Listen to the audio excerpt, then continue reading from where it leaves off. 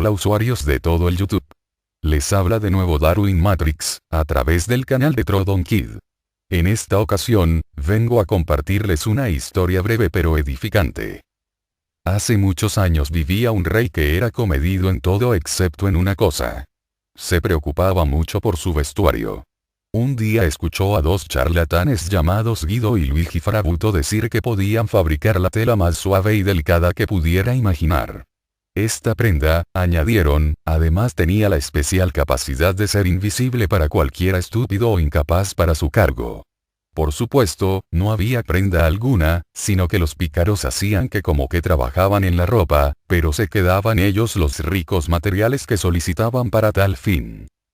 Sintiéndose algo nervioso acerca de si él mismo sería capaz de ver la prenda o no, el emperador envió primero a dos de sus hombres de confianza a verlo. Evidentemente, ninguno de los dos admitieron que eran incapaces de ver la prenda y comenzaron a alabar a la misma.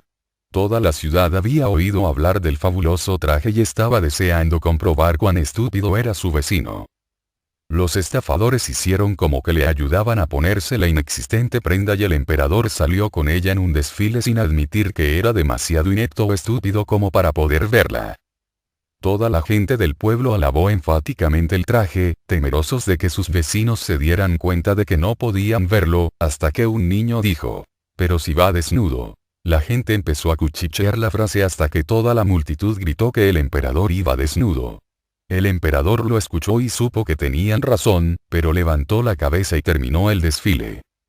Así pues, podemos concluir que no por el hecho de que todo el mundo acepte algo, debe de ser cierto.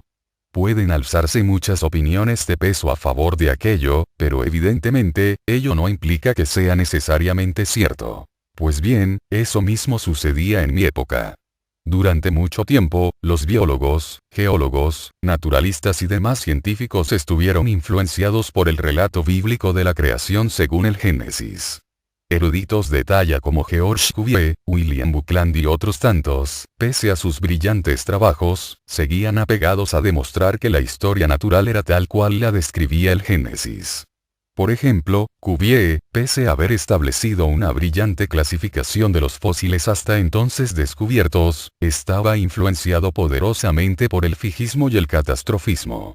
Según él, la Tierra tenía 6.000 años nada menos, porque supuso que la razón de las lagunas en los registros fósiles, eran periodos de catástrofes que extinguían la vida. Uno de tales sucesos catastróficos, por supuesto fue el diluvio universal relatado en la Biblia.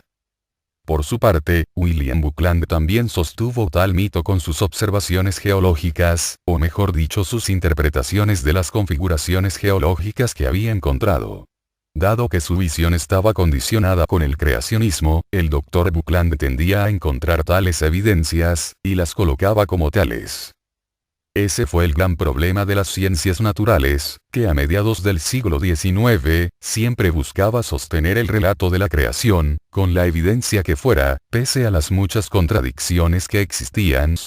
Yo mismo pensaba que tenía que haber existido en un pasado remoto, antes de la aparición del hombre, centros de creación, es decir lugares de cuando menos 6.000 años, donde todavía hubieran quedado vestigios de la vida creada. Para tal propósito, acompañé a la tripulación del capitán Fitzroy hacia las remotas Islas Galápagos, que se presumían antiguas geológicamente en dicha escala de 6 milenios, y sin intervención del ser humano. Lo que encontré allí, fue mucho más revelador. Las especies, diversificadas, especializadas, totalmente diferentes a sus pares del continente, me inspiraron una visión totalmente diferente. La vida que nos rodea, se generó a través de un proceso de diversificación, llamado evolución, surgiendo así en boceto, lo que se llamaría más tarde, el árbol de la vida, el árbol que traza los orígenes y parentescos de las especies que conocemos, y también las que dejaron de existir. Los seres vivos están relacionados entre sí, qué duda cabe, como se puede constatar por las observaciones anatómicas y otras evidencias de tipo biológico, algo que no sería posible si cada ser viviente hubiese sido resultado de un acto individual de creación, como se sostenía hasta entonces. Desde entonces, el mundo no volvió a ser igual. La gente se dio cuenta que pese a que muchos científicos durante mucho tiempo habían avalado el creacionismo con observaciones, y postulado hipótesis al respecto, dicha interpretación era errónea por estar condicionada al elemento religioso, al rechazo que supondría el prescindir de la explicación teológica en el origen de las especies, o mejor aún, en nuestro propio origen. Después de ser enunciada la teoría de la evolución, la gente se dio cuenta que el emperador estaba desnudo. Pese a lo dicho por personalidades como Cuvier o Buckland, solo para citar unos ejemplos, y sin agraviarles ni menospreciar los trabajos realizados por ellos en otros campos, el camino quedó abierto para la investigación sobre evolución biológica, que es la indagación sobre nuestros orígenes y los de la vida que nos rodea.